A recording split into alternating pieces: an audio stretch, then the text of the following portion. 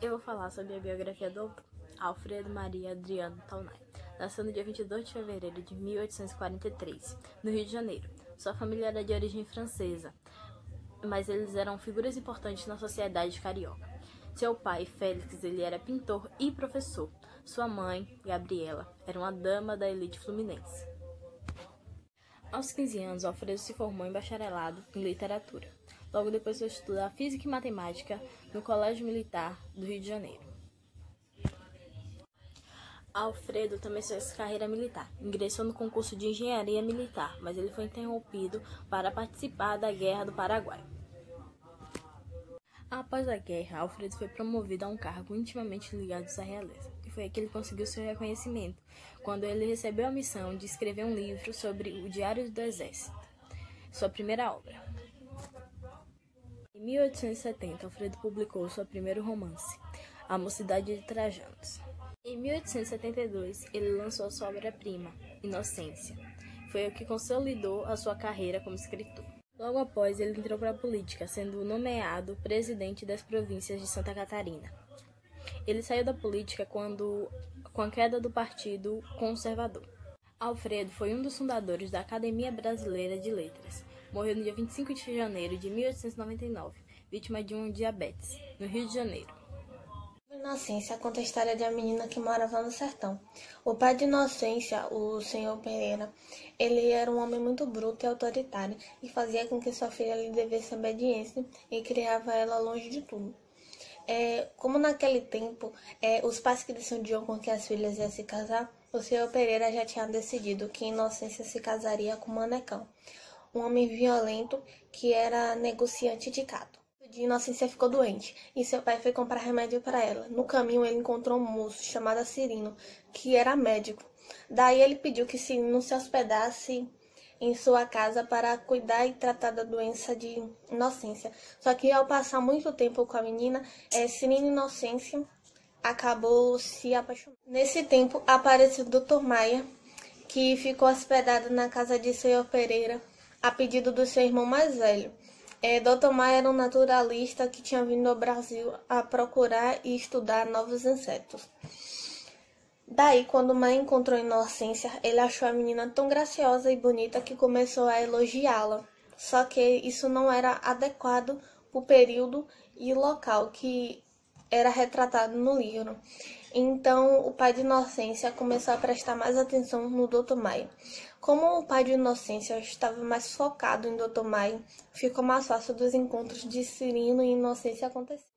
Quando o pai de Inocência descobriu que eles eram apaixonados, o pai de Inocência bateu nela e atirou ela contra a parede. Só que ela resistiu e disse que jamais se casaria com Manecão.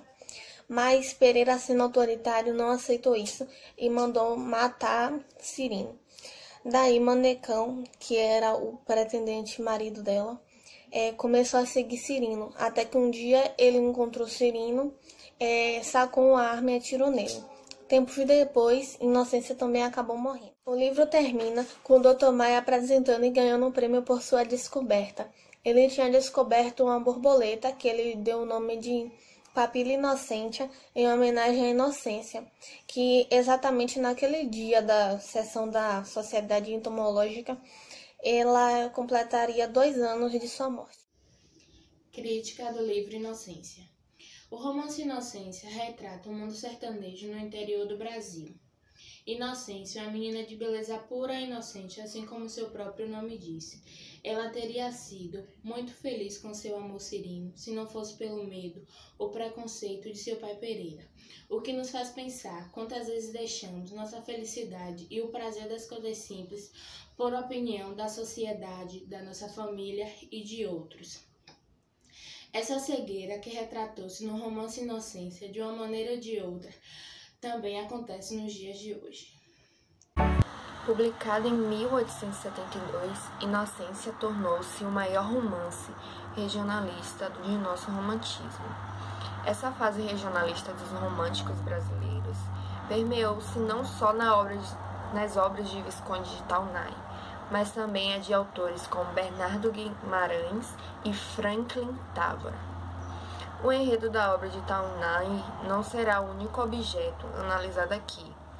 mas sim o caráter idealizador comumente nas histórias do período em questão.